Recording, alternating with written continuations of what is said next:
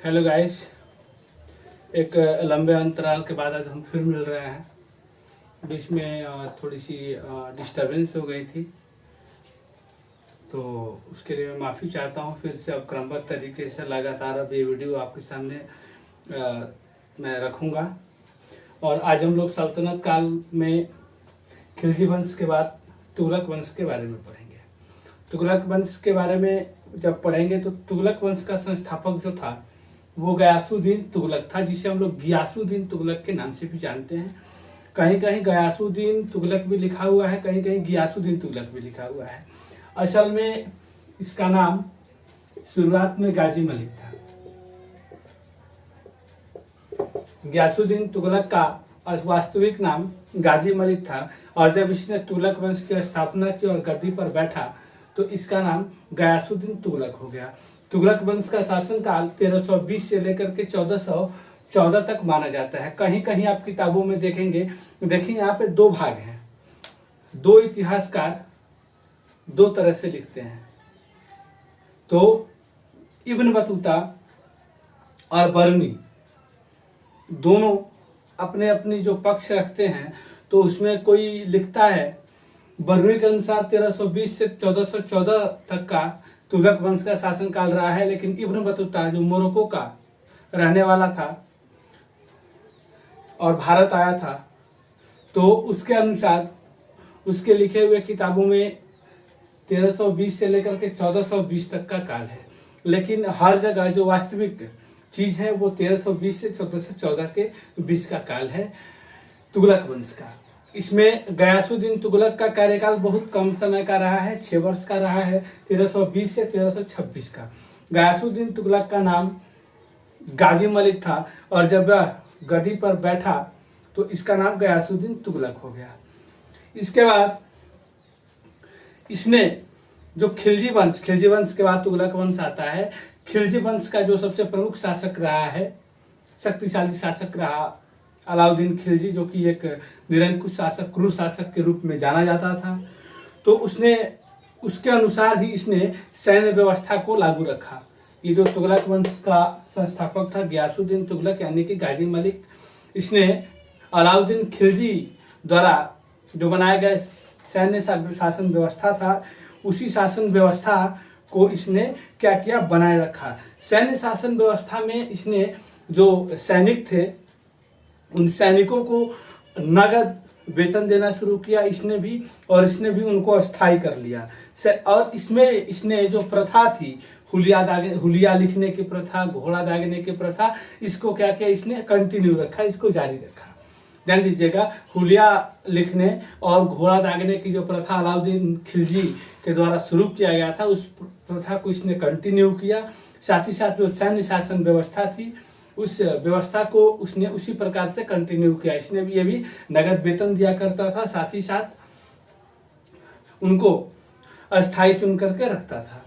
इसने एक चीज और किया, वो जो भूमि अलाउद्दीन खिलजी ने जो भूमि लिया था, उस भूमि को इसने क्या किया कि अमीरों में बांट दिया। दोबारा से जो भूमि उस समय छीन ली गई थी, जो अमीर वर्ग के लोग थे जिनसे भूमि छीन ली गई थी, जागीरदारों से जागीर छीन ली गई थी, तो उसके लिए इसने क्या किया कि दोबारा से उन्होंने अमीरों में बांट दिया।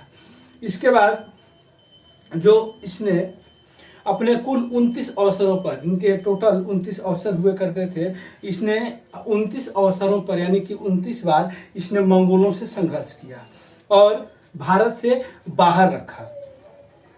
इसने 29 अवसरों पर मंगोलों से संघर्ष किया और उन्होंने मंगोलों को भारत से बाहर रखा। इसके बाद इसने मंगोलों से बाहर रखने के कारण इसे एक उपाधि मिली, जिस उपाधि को हम मालिक उल गाजी कहते हैं। मालिक उल गाजी याद रखने की चीज है, मालिक उल गाजी, गाजी मलिक, गियासुद्दीन तुगलक के ही दो नाम हैं, ठीक है ना। गाजी मलिक उल गाजी, इसको उपाधि मिली थी गाजी मलिक को। गाजी मलिक जब अलाउद्दीन खिलजी के वंश के बाद यानी खिलजी वंश के बाद तुगलक वंश की स्थापना किया, तो यह गयासुद्दीन तुगलक के नाम से प्रसिद्ध हुआ। इसने दिल्ली के नजदीक एक तुगलकाबाद शहर की स्थापना की। इसके बाद सबसे पहला सल्तनत काल का एक ऐसा शासक गयासुद्दीन तुगलक था जिसने नहरों का निर्माण सिंचाई के लिए करवाया था। इसलिए ये गयासुद्दीन तुगलक के बारे में यह एक पहला एकमात्र सल्तनत काल का एक शासक था जिसने नहरों का निर्माण करवाया सिंचाई के लिए। कृषि के क्षेत्र में इसने कुछ सुधार किए। जब अमीरों को उनकी भूमि वापस कर दी तो उसके बाद इसने नहरों का निर्माण करवाया। ये प्रश्न आता है कि सल्तनत काल के दौरान किस वंश के शासक ने, तो वंश आ जाएगा तुगलक वंश, किस प्रथम शासक ने नहरों का निर्माण करवाया, तो आपका जवाब होगा गयासुद्दीन तुगलक। कहीं कहीं इस बात को ध्यान देने की जरूरत है कि गयासुद्दीन तुगलक लिखा होता है या फिर गाजी मलिक लिखा होता है, तो आपको दोनों ऑप्शन के हिसाब से जवाब देने होंगे। हालांकि बिहार दरोगा में जो प्रश्न आएंगे वो प्रश्न गाजी मलिक के नाम से नहीं, गयासुद्दीन तुगलक के नाम से आएंगे, लेकिन पीसीएस की परीक्षाओं में, यूपी पीसीएस या बिहार पीसीएस यानी कि बीपीएससी के परीक्षाओं में गाजी मलिक ऑप्शन में दिया रहता है। एक प्रश्न ये भी आता है कि गाजी मलिक गयासुद्दीन तुगलक को कौन सी उपाधि मिली थी, या फिर मालिक उल गाजी की उपाधि किस सल्तनत काल के शासक को मिली थी, तो आपका जवाब होगा गयासुद्दीन तुगलक। इस तरह से गयासुद्दीन तुगलक का जो शासन काल है वो समाप्त होता है। तो इसमें क्या हुआ था, एक यहाँ पर जो मुख्य चीज है कि गयासुद्दीन तुगलक जब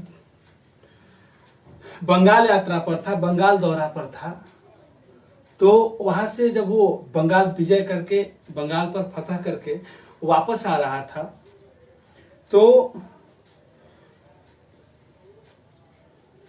इसके लिए दिल्ली से पहले एक शहर में लकड़ी से बने एक दरवाजा बनाया गया था, विशाल दरवाजा बनाया गया था, तोरण द्वार बनवाए गए थे इसके स्वागत के लिए, और वही आकर के ये रुका।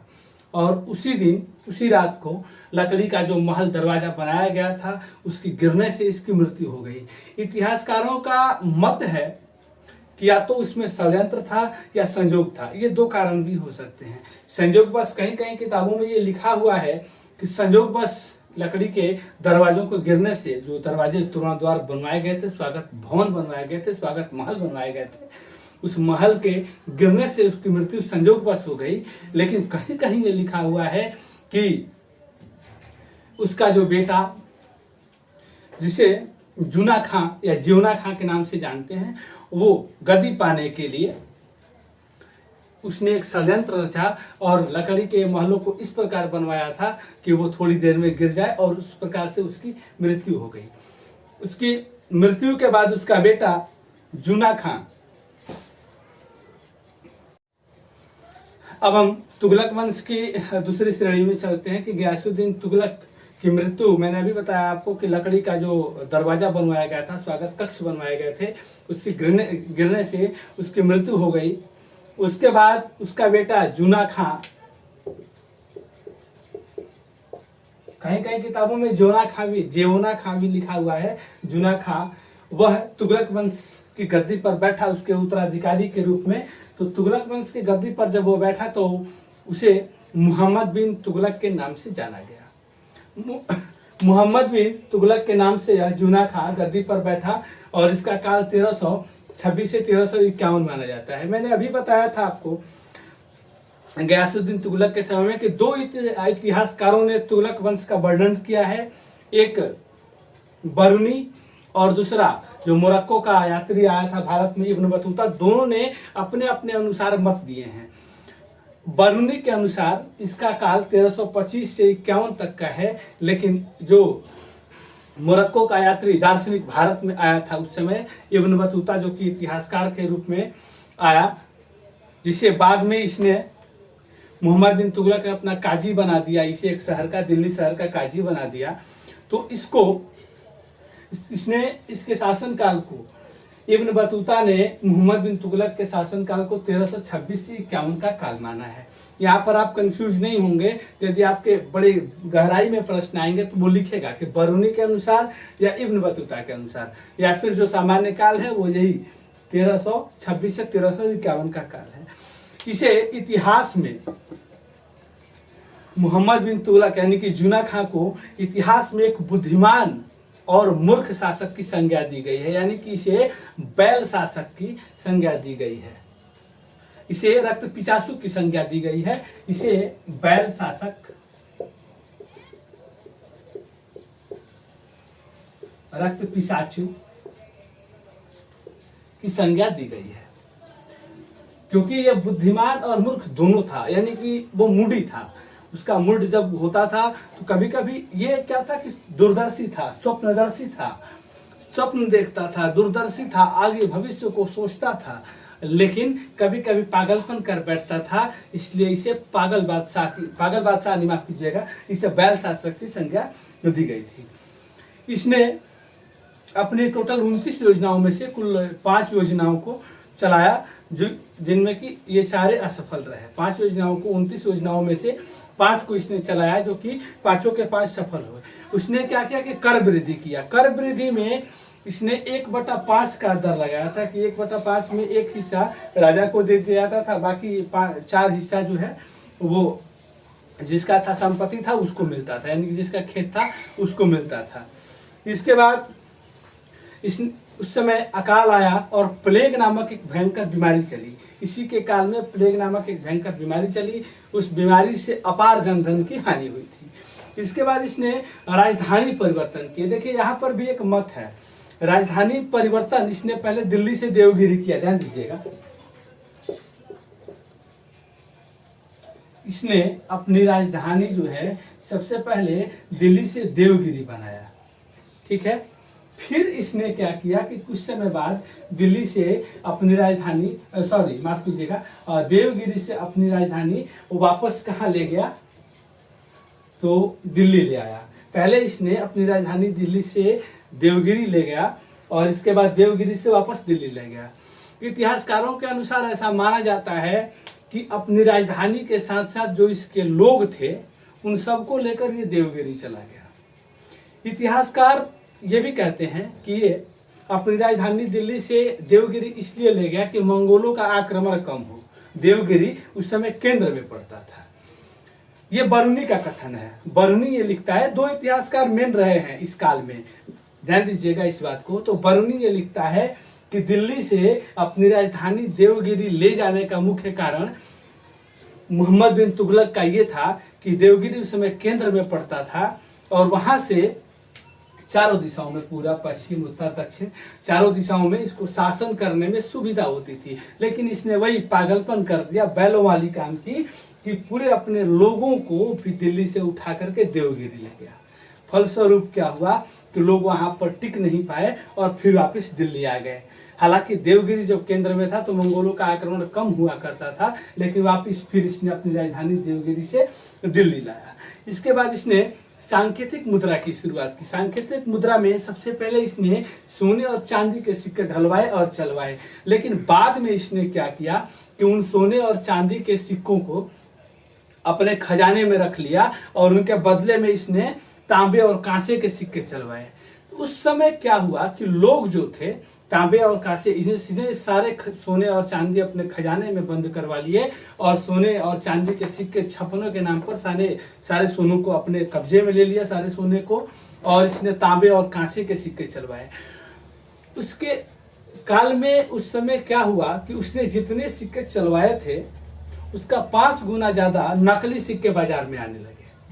नकली सिक्के बहुत बाजार में आए और उसकी सिक्के चलवाने की जो इसकी योजना थी वो असफल हो गई। बाद में इसने क्या किया कि उन सिक्कों को वापस लिया।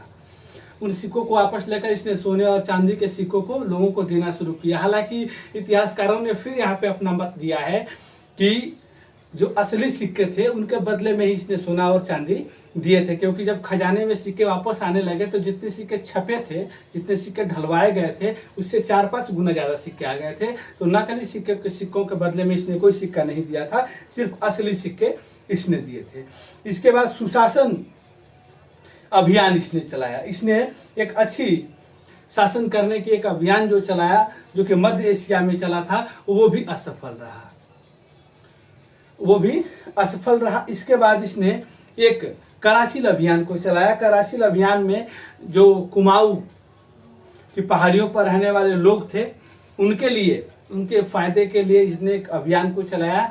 लेकिन लोगों के द्वारा जो उलेमा हुआ करता है, इनमें एक इस्लाम में उलेमा जिन्हें वो देवताओं की संज्ञा देते हैं, अपने इस्लाम धर्म के जो महान सलाहकार होते हैं या जो उनके गुरु होते हैं, धर्म गुरु होते हैं, तो उनके अनुसार इसको क्या किया गया था कि इसको भी, इस अभियान को भी असफल बना दिया गया था। जो खलीफा हुआ करते हैं तो इसको भी इसने क्या किया कि असफल बना दिया गया। इतिहासकार उसे पागल, रक्त पिशाचु, स्वप्नशील इत्यादि कहा करते हैं। तो कृषि के विकास के लिए इसने एक प्रथा चलाया। कृषि के विकास में गयासुद्दीन तुगलक ने भी नहरों का निर्माण करवाया था, लेकिन उससे थोड़ा बढ़ करके ये आगे आया और इसने दीवान ए कोही मतलब कि कृषि, दीवान ए कोही नामक एक, दीवान ए कोही या फिर अमीर ए कोही, ध्यान दीजिएगा, दीवान ए कोही या फिर अमीर ए कोही नाम के दो प्रथाएं चलाई जो कि कृषि के लिए प्रसिद्ध हुई। इसमें लोग ये कहते हैं, लोगों का ये मत है, उस समय के इतिहासकार अपनी किताबों में ये लिखते हैं कि कृषि के लिए जो जमीन इसने दिए थे उसके साथ साथ बीज, बैल और साथ ही खेती करने के जो उस समय उपयुक्त तत्कालीन औजार थे, ये उन सबको मुहैया कराता था और साथ ही साथ वहाँ पर कृषि हुआ करती थी और अच्छी खेती हुआ करती थी। अब इसके बाद देखिए ना करनी मोरक्को का जो यात्री आया था दार्शनिक भारत में, इब्न बतूता, जो कि 1333 से 1347 यानी कि उसका काल रहा है। देखिए, इब्न बतूता से संबंधित जो प्रश्न आते हैं वो आता है कि इब्न बतूता कहाँ का निवासी था, मूल निवासी कहाँ का था, तो ये मोरक्को का रहने वाला था। मोरक्को की राजधानी आप कमेंट बॉक्स में लिखिएगा। मोरक्को एक देश है, उसकी राजधानी कहाँ है। इब्न बतूता मोरक्को से संबंधित है और यह 1333 से 1347 के बीच, यानी कि इसी के तुगलक वंश का जो शासक रहा मोहम्मद बिन तुगलक, उसी के शासन काल में आया था। और इसकी यात्रा का विवरण इसने एक अपने पुस्तक में लिखा है। इब्न बतूता ने एक पुस्तक लिखा रेहला, और इसने अपनी यात्रा का विवरण उसमें लिखा है कि वो मोरक्को से जब चला तो किस प्रकार से भारत आया, भारत में कौन सी शासन व्यवस्था किस प्रकार की थी और उसमें क्या क्या चीजें थी। और साथ ही साथ ये मोहम्मद बिन तुगलक से संबंधित जो तथ्य मिलते हैं इब्न बतूता के लिखे हुए, वो रेहला में बड़े स्पष्ट रूप में लिखे गए हैं। इसके साथ जब ये मोहम्मद बिन तुगलक के दरबार में गया तो मोहम्मद बिन तुगलक ने इस और उससे बातचीत की, उस दौरान वो बड़ा प्रसन्न हो गया और मोहम्मद बिन तुगलक ने इसे दिल्ली का काजी नियुक्त किया। इब्न बतूता को दिल्ली का काजी नियुक्त किया गया। दिल्ली के काजी नियुक्त होने के बाद यह अपना कार्य बड़े अच्छे से करने लगा। 1342 में इसे दूत के रूप में चीन भी भेजा गया था। जो सिक्के ढलवाने की बात चल रही थी मोहम्मद बिन तुगलक ने, तो सबसे पहली बार सिक्के ढलवाने की जो प्रथा है विश्व में चीन में चलाई गई थी। इस बात को ध्यान में रखिएगा, ये भी प्रश्न आता है। सिक्के ढलवाने की प्रथा विश्व में पहली बार चीन में चलाई गई थी और इसके बाद तुगलक वंश में इसने चलवाया था मोहम्मद बिन तुगलक ने। इसके बाद ये राजदूत बनकर के, मोहम्मद बिन तुगलक का दूत बनकर के चीन गया और चीन से कुछ चीजें सीख करके और फिर वापस भारत आया। दक्षिण भारत में विजयनगर एवं बहमनी राज्य की स्थापना मोहम्मद बिन तुगलक के समय में ही हुई थी। ये जो चीजें हम लोग पढ़ रहे हैं ये मोहम्मद बिन तुगलक के बारे में पढ़ रहे हैं। विजयनगर का साम्राज्य और बहमनी राज्य, ये मोहम्मद बिन तुगलक के समय में ही इन राज्यों की स्थापना हुई थी। मोहम्मद बिन तुगलक को MBT भी कहा जाता है, MBT, मोहम्मद बिन तुगलक, इसे भी मोहम्मद बिन तुगलक भी कहा जाता है। उसकी मृत्यु पर एक इतिहासकार बदायूनी, उसकी मृत्यु पर एक प्रसिद्ध इतिहासकार बदायूनी लिखता है कि उससे लोगों को, उससे ध्यान दीजिएगा, लोगों को लोगों को उससे मुक्ति मिल गया। लोग भी इससे त्रस्त थे और ये भी लोगों से त्रस्त था, क्योंकि ये जो भी योजनाएं लाता था लोग उसे असफल कर देते थे और ये लोगों से इस प्रकार से त्रस्त था और लोग इसलिए इससे त्रस्त थे कि लोगों के अनुसार ये योजनाएं नहीं लाता था। इसके बाद 1351 में फिरोज शाह तुगलक का राज्याभिषेक किया गया और सबसे पहले इसका राज्याभिषेक थटा में, इसके बाद दिल्ली में इसका राज्याभिषेक हुआ और यह मोहम्मद बिन तुगलक का, जो इसके पहले शासनकाल था, मोहम्मद बिन तुगलक का चचेरा भाई था। फिरोज शाह तुगलक मोहम्मद बिन तुगलक का चचेरा भाई था और सबसे पहले इसका राज्याभिषेक थटा में और थटा के बाद दिल्ली शहर में हुआ।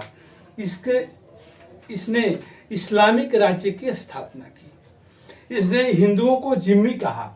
इसके काल में हिंदुओं को जिम्मी कहा जाता था तथा ब्राह्मणों पर जाजिया कर इसी ने लगाया। ध्यान दीजिएगा, सबसे पहला वो बादशाह कौन था, वो शासक कौन था जिसने ब्राह्मणों पर जाजिया कर लगाया था? तो ब्राह्मणों पर जो जाजिया कर लगाने की प्रथा शुरू की तो फिरोज शाह तुगलक ने शुरू किया और इसने हिंदुओं को जिम्मी कहा था। इसने मध्यकाल का कल्याणकारी शासक भी कहा जाता है। पूरे मध्यकालीन इतिहास में कल्याणकारी शासक की संज्ञा इसे दी गई है। फिरोज शाह तुगलक को कल्याणकारी शासक की संज्ञा दी गई है। कल्याणकारी शासक सल्तनत काल के किस शासक को कहा गया है? तो आपका जवाब होगा फिरोज शाह तुगलक। कल्याणकारी शासक फिरोज शाह तुगलक को कहा गया है। इसने 24 करों को समाप्त कर दिए, जो 29 थे 29 में से 24 कर समाप्त कर दिए तथा इसने 4 करों को लागू किया। जो 4 कर इसने लागू किए थे वो थे चारों कर। फिरोज शाह तुगलक ने जो 4 कर लगाए थे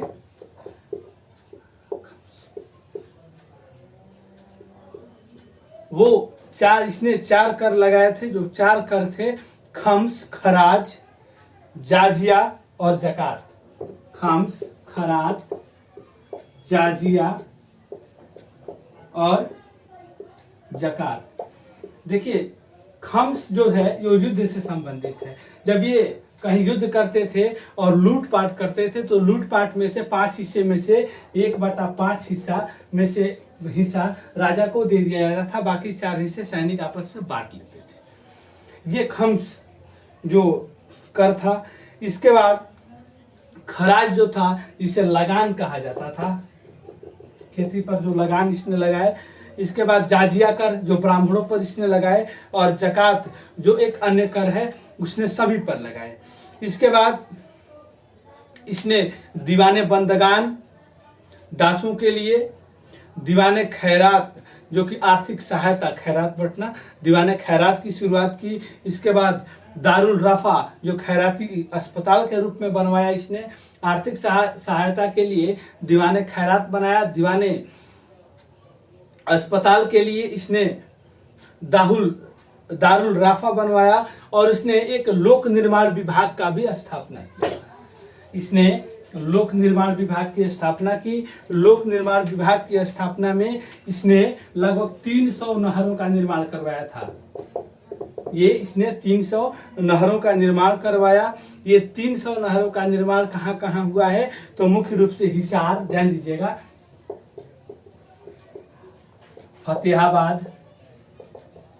इसने जो 300 नहर बनवाए वो किन क्षेत्रों में बनवाए? तो खास करके इसने हिसार, फतेहाबाद, जौनपुर, फिरोजपुर और फिरोजाबाद।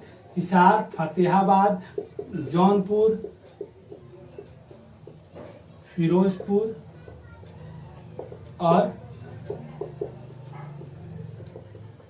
फिरोजाबाद में मुख्य रूप से इसने नहरों का निर्माण करवाया और पूरे अपने शासनकाल में इसने 300 नहर का निर्माण करवाया। नहर पांच जो था नहर जो थे, तालाब, कुएं, ये इस प्रकार थी। उसने एक कर लगवाया, हुक ए सर्चर, इसने हुक ए हाँ ब्रांड मुंडा सब भूले मुझे रात गुंडा, हैरान परेशान सब खुद बना ब्रांड मुंडा, अलग जाने सब सोचे कौन बंदा बहुत हार्ड। इसने हुक ए सर्चर कर लगवाए जो कि सिंचाई के लिए लगाया गया था। इसके बाद इसने कर, ये सिंचाई कर है, इसने लगभग 1200 बाग बनवाए और इन 1200 बाग के बाद इसने एक अनुवाद विभाग का निर्माण भी कराया। अनुवाद विभाग का कार्य ये था कि उसके समय का मुख्य वास्तविक वास्तुकार जो था वो कौन था? मालिक गाजी शाह।